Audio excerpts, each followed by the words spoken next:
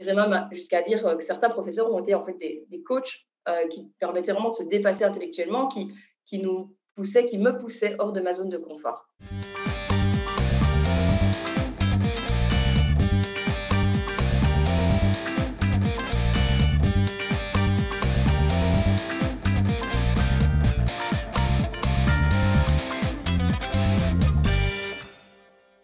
Je suis Jessica Mati, je suis manager au sein du service public d'emploi bruxellois, Actiris, à Bruxelles, en Belgique. Je travaille plus exactement pour le département dédié à la mobilité internationale et au recrutement international.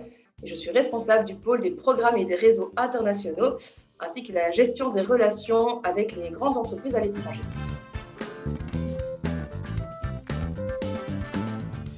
Alors, je suis venue à l'Université de Montréal pour étudier la science politique. En fait, je suis titulaire d'une maîtrise en communication et théorie des médias que j'ai passée à l'Université de Liège en Belgique. Et ensuite, donc, je suis partie pour un cursus de 2 ans et demi pour une maîtrise en politique internationale et comparée à l'UDEM.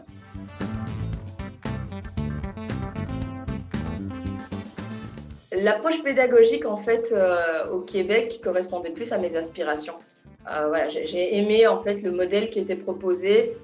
J'ai aimé la structure des cours, l'organisation, les contenus, et puis surtout cette interaction qui était beaucoup plus forte entre l'étudiant et l'enseignant. On n'est pas dans une simple transmission du savoir.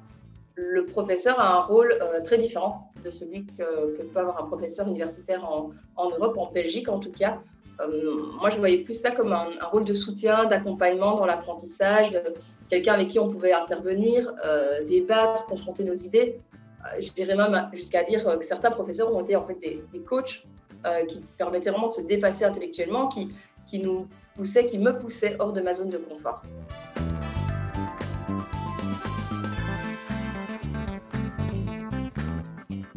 Dans le cadre de ma maîtrise en politique internationale et comparée, j'ai effectué mon stage de fin d'études au sein des bureaux de Reporters sans frontières à Bruxelles.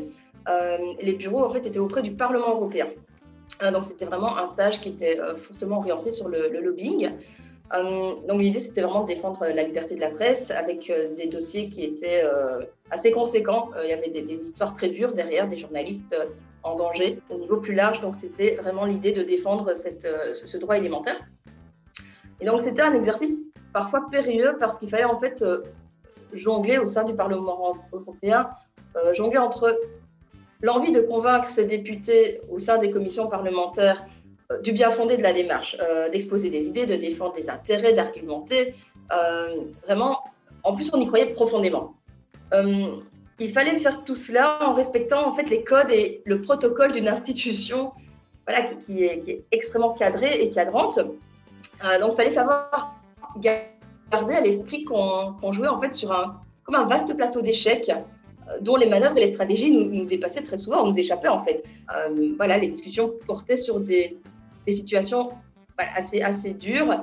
C'était parfois un défi de rester diplomate, surtout lorsque certaines décisions prises étaient un peu contraires, carrément contraires à ce que nous, on pensait être la meilleure option pour protéger la liberté de la presse dans certains pays étrangers.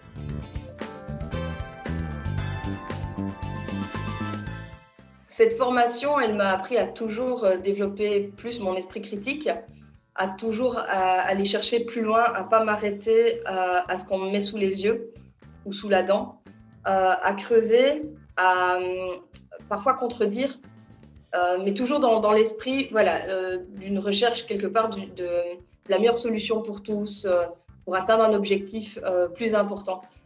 C'est aussi une expérience qui m'a appris la persévérance. Le fait de ne pas lâcher prise facilement et qui permet aussi de gérer, je pense, les relations humaines plus facilement, que ce soit au niveau des relations interculturelles, mais des relations en fait interpersonnelles dans leur ensemble. Parce que quand on vit une expérience telle que la mienne, voilà, qui a quand même une durée assez longue, on est vraiment amené à rencontrer beaucoup de gens, mais surtout on n'est pas toujours, nous, dans les conditions optimale. On a aussi des baisses de morale, c'est pas toujours facile d'être loin de ses proches, de sa famille, dans un nouvel environnement. Ça demande beaucoup d'adaptation. Et je pense que c'est le fait aussi de trouver des relais, de recréer un réseau, de faire confiance aux autres qui permet d'avancer. Et ça, ce sont des acquis en fait qui me servent encore aujourd'hui.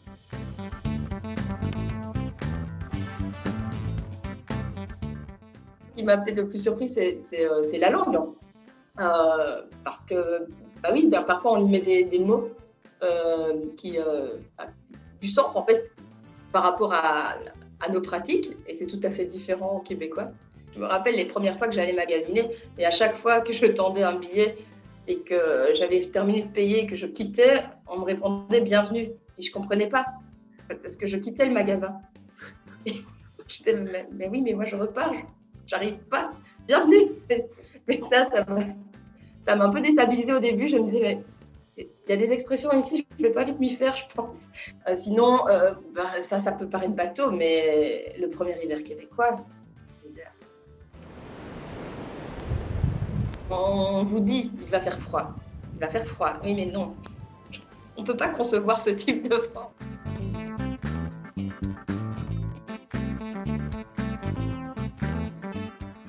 Bien sûr, il faut faire preuve d'ouverture d'esprit, il faut être sociable, être curieux des autres, avoir une capacité d'adaptation, ça c'est évident. Mais surtout, il ne faut pas essayer de rechercher à tout prix sur place ce qu'on a quitté, tant que ce soit au niveau du cercle social ou de la gastronomie. Il faut se laisser porter et il faut se laisser être curieux.